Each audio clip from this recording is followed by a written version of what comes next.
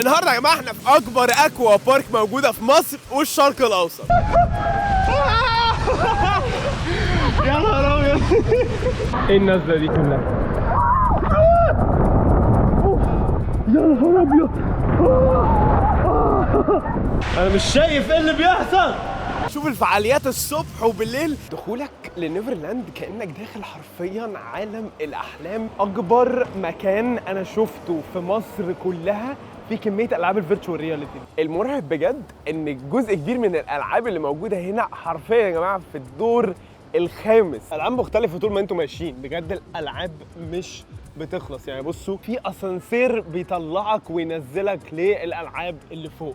يا نهار أبيض، كمية ناس مرعبة. ادونا واحد لايك ويلا بينا نبدأ المغامرة بتاعتنا من واحد من أجمل الفنادق اللي موجودة في مصر. دخولك لنيفرلاند كأنك داخل حرفيا عالم الأحلام، الحلوة، اللعب، بجد كل حاجة. بصوا يا جماعة، أول لما بتخشوا يبقى ده اللي قدامكم كده البنت اللي بتكون موجودة هنا بتقدم لكم مصاصة. بصوا بقى كمية المصاصات اللي موجودة هنا مش طبيعيه. البنت دي بتقدم لكم حلوه اول لما بتخشوا، يا اما البنت دي بتقدم لكم يا اما انتوا بتيجوا تاخدوا واحده من دول.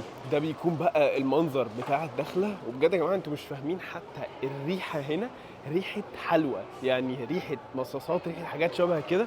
وبجد المدخل نفسه بجد خطير. فايا كان انتوا كبار انتوا صغيرين، لما يتقدم لكم مصاصه كده كده اكيد هتاخدوها. وبكده نكون دخلنا عالم نيفرلاند. بصوا يا جماعه شكل اللوبي ده، اللوبي مثلا هناك بتعملوا تشيك ان.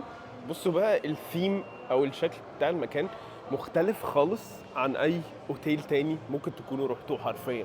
بصوا هنا كل حاجه ثيمد ان هي تعيشك ان انت في عالم تاني من الاحلام، عالم تاني من الالعاب، كلام زي كده. في هنا اهو ترانسفورمرز على يميننا وعلى شمالنا. وبكده يكون اللوبي انتهى وحرفيا دخلنا بقى نيفرلاند يا جماعه. اهلا بيكم.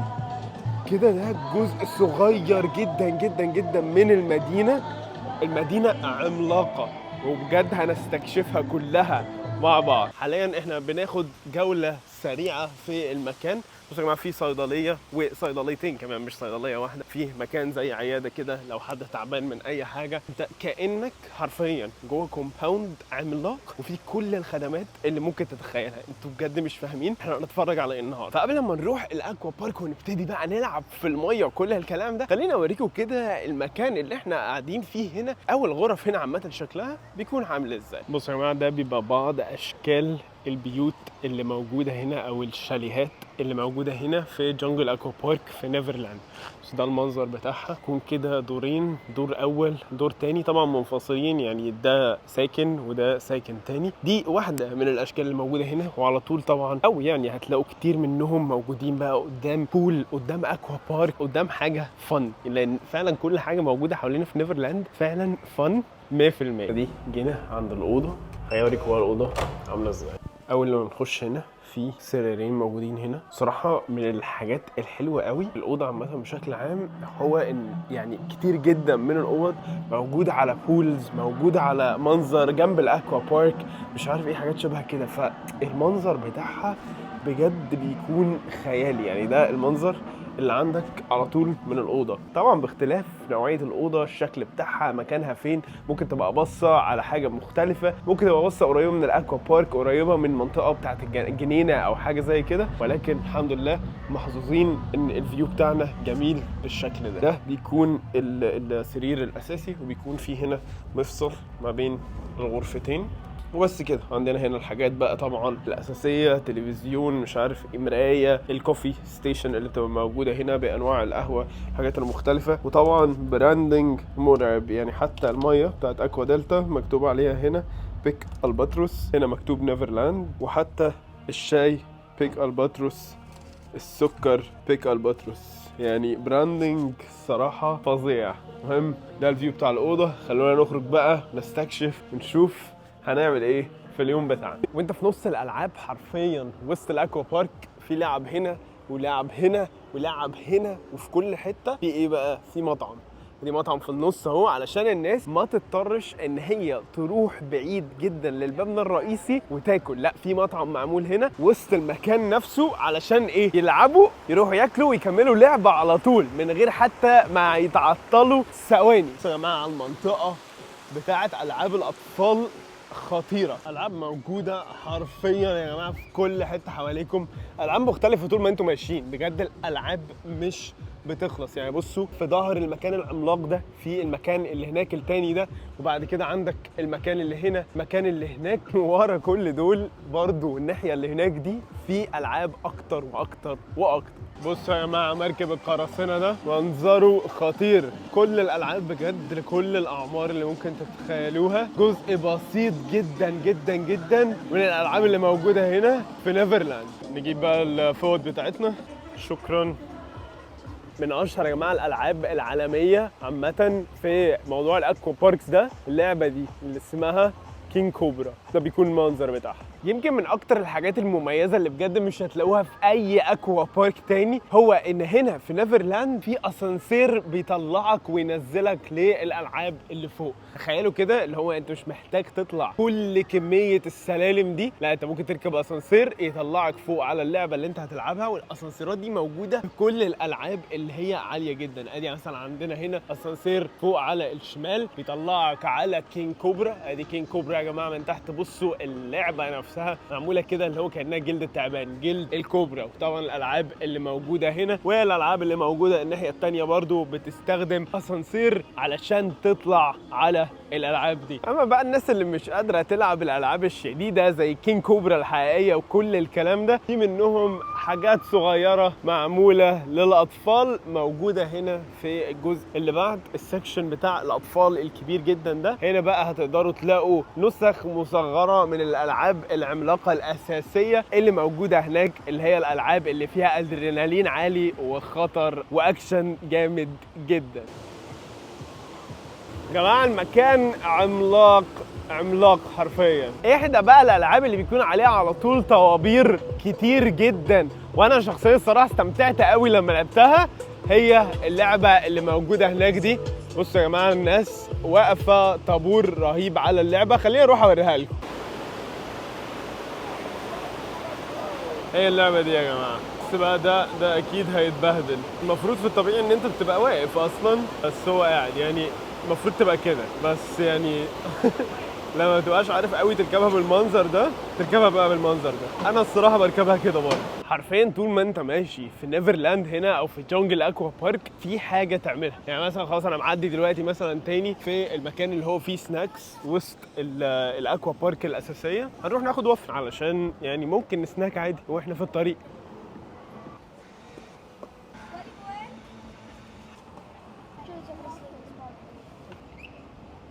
بعد نص اليوم حرفيا قعدت جبنا قهوه شويه وافلز، نروق كده ونكمل استكشاف في المكان اللي حرفيا مش بيخلص منه المتعه او الحاجات اللي ممكن تعملها طول ما انت ماشي. بس يا جماعه احنا المفروض نركب من هنا ماشي، وهنلف عادي جدا لفه عاديه هاديه جميله. بعد كده بقى بصوا بقى الحته البشعه بقى دي، اعوذ بالله انا مش شايف ايه اللي بيحصل.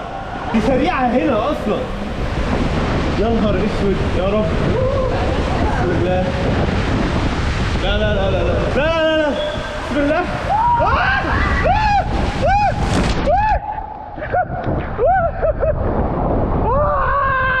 يا كلب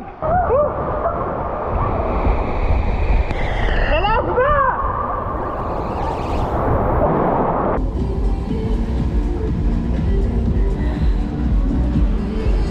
كانت لعبة ما انصحش بيها حد الصراحة. هي حلوة الصراحة فن، وانا نزلت دايخ، بس يعني اكشن خام.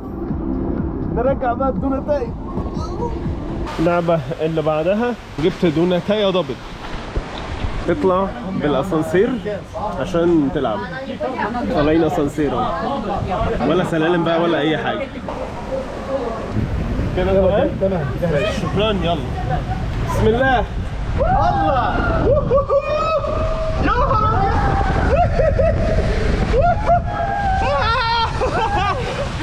يا نهار ابيض. روشه والله، انا مش عايز انزل بضهري. ايه المنظر ده يا مسهل. نازله ايه جامده ولا ايه؟ ايوه شايفه؟ شايفها. يلا بسم الله. اوبا.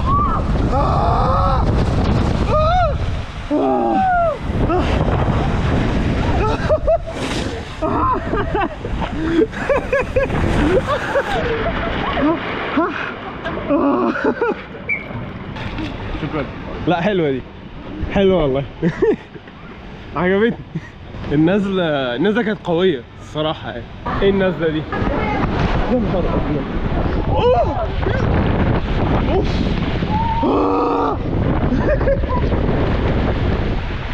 تحفه تحفه تحفه. يا نهار ابيض على اللي احنا بنعمله. لعبه مرعبه. يا نهار ابيض. يا نهار اسود. اوف يا لهوي. لا جامده حلوه. اعوذ بالله. لا دي اصعب واحده، دي اصعب واحده فعلا. يا الهي. بسم الله. الكينج كوبرا تدي دور الخامس.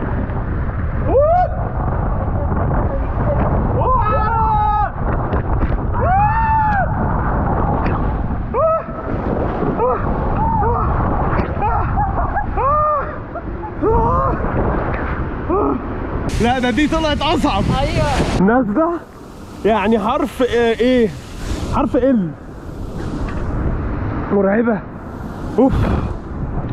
طلع بقى ان في 4 مطاعم تانيين غير ال4 مطاعم الاساسيين اللي في المبنى الرئيسي، يعني استكشفناهم دلوقتي. ف4 مطاعم: مطعم الماني، مطعم ايطالي، مطعم اسيوي، ومطعم مغربي، غير المطاعم اللي موجوده هناك اللي هو ميديتيريان وسوبرانو وتاج باين بتاع الهندي ده. فجينا حاليا المطعم الايطالي، عندهم بيتزا، عندهم باستا وحاجات تانية بقى، في شويه منوعات مختلفه. فده اللي لقيناه في الغداء. بس اتفاجئت الصراحه ان في 4 مطاعم تانيين، يعني كده توتال 8 مطاعم. الموضوع مرعب الصراحه. اللحمه خطيره، لحمه حلوه قوي. شوف البيتزا بقى، مطعم ايطالي، البيتزا سخنه وجميله كده بعد الميه، حلوه قوي الصراحه. الباستا والله حلو فعلا. في بقى الفراخ اخر حاجه معانا. الفراخ حلوه قوي برده، يعني كميه اوبشنز الاكل. بس حاجه انت كل يوم تجرب مطعم. لو انت قاعد 8 ايام عندك كل يوم مكان تتغدى فيه وتتعشى فيه، فتحفه الصراحه. قسم كامل هنا بقى اللي احنا داخلينه ده، كامل كله العاب فيرتشوال رياليتي او في ار. تلبس بقى النضاره زي الشاب الصغير ده، تلعب بقى ايه مسدسات وبتاع وحاجات زي كده، غير بقى العاب تانية كتير. يعني هنجرب كذا حاجه. معظم الحاجات اللي هنا فيرتشوال رياليتي. في بقى حاجات بسيطه زي مثلا الاير هوكي اللي موجوده هنا، او حاجات مختلفه. شوف الالعاب كده ويلا بينا. ايوه تعالى ماشي، خدنا ده خلاص. في واحد بقى سخيف. ايوه الواد اللي مستخبي ورا ده. ايوه انا لو جيت له كده هنا اهو. بس خلاص تعالى بقى المرحله اللي بعدها. قتلنا كل الاشرار الحمد لله. هنجرب بقى العاب تانية. مكان كله يا جماعه العاب مختلفه. بصوا الراجل ده معرفش بيعمل ايه الصراحه. دول بقى عايشين مغامره مع الديناصورات فوق. بصوا بيجروا بقى، الديناصور بيجري عليهم وبتاع، وهم قاعدين بقى ايه عايشين حياتهم مع الديناصورات. نخش نجربها دلوقتي. ناخد لفه بقى هنا برضو في العاب كتيره قوي مختلفه. كميه العاب فيرتشوال رياليتي انا ما شفتهاش في حته فعلا. كل ده ببلاش، يعني كل ده انت هنا اول انكلوسيف ببلاش، قاعد بتلعب كل الالعاب دي مع نفسك، مفيش اي مشكله، براحتك خالص. فتحفه الصراحه. اكبر مكان انا شفته في مصر كلها في كميه العاب الفيرتشوال رياليتي. مثلا دول بيلفوا لفات غريبه. هنا الراجل ده واقف على البتاع الغريبه دي وهيقعد يطلع ينزل دلوقتي. الناس دي بتستعد تتشقلب. كلها حاجات غريبه عجيبه. ودول بقى دول بيعملوا ايه؟ الله الله الله الله. البتاعه دي فيها افكتس.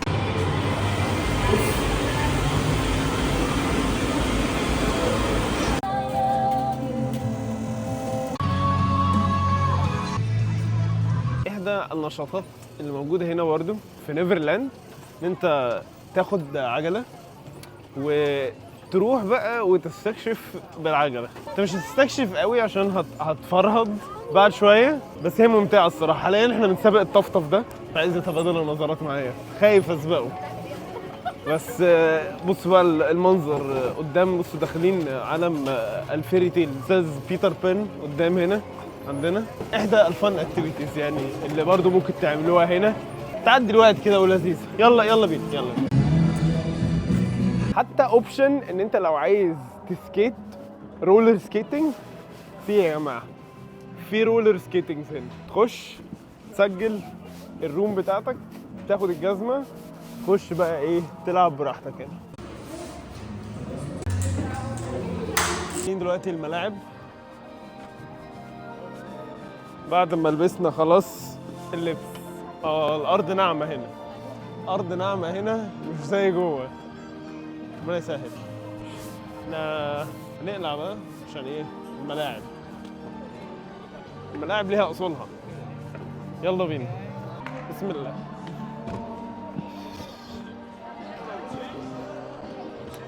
فراشة، أنا فراشة يا ابني، الباليرينا الصغيرة. يا سلام عليك، هتكفي على وشي. أنا كنت محترف وأنا صغير، بس فكرة إن أنت تقدر تعمل كده في أوتيل بصراحة موضوع فن جدا يعني. أوبا، الحمد لله يا نهار اسود، كنت هقول ما مسكناش لسه لحد دلوقتي، بس ما زلنا ما مسكناش.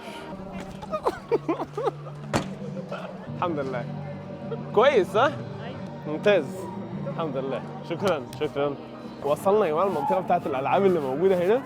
بصوا بقى يا جماعه، بصوا العاب حرفيا في كل حته. بهدلوا يا عيني، لعبه بهدله بجد، يا نهار ابيض.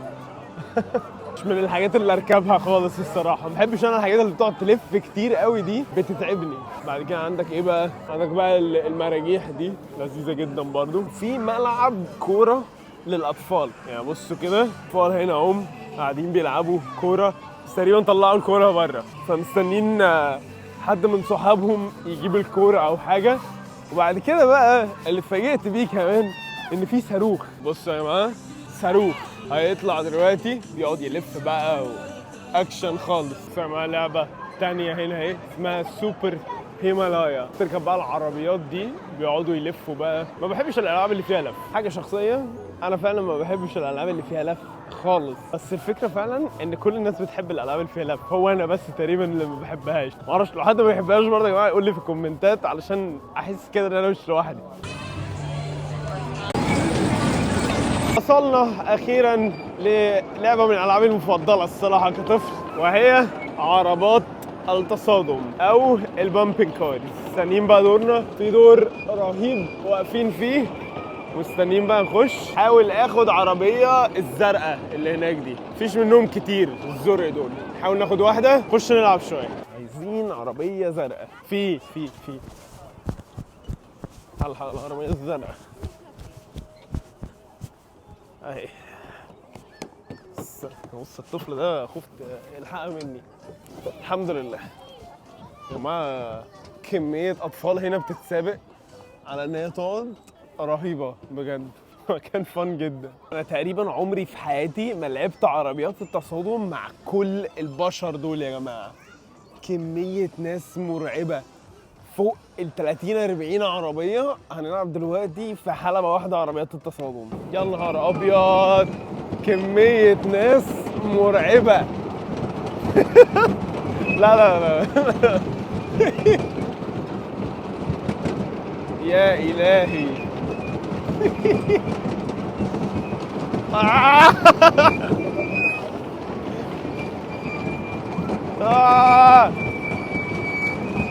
في ولد خبطته وقاعد بقى عمال يجري ورايا عايز يخبطني اهو.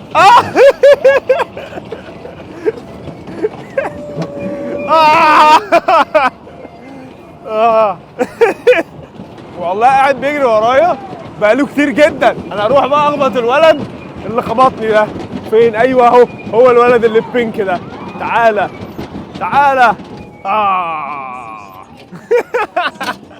خلصنا. لا كانت فن جدا جدا جدا الصراحه. نيفرلاند كان من اكتر الاوتيلات اللذيذه بجد اللي رحتها في الغردقه. من هنا بقى تقدروا تشوفوا فيديو اهم حاجه تعملوها لما تكونوا في الغردقه، وما تنسوش تدونا لايك واشتراك في القناه لو عايزين تتفرجوا على فيديوهات اكتر ليها علاقه بالسفر. انا عبد الرحمن علي، واشوفكم في فيديو تاني.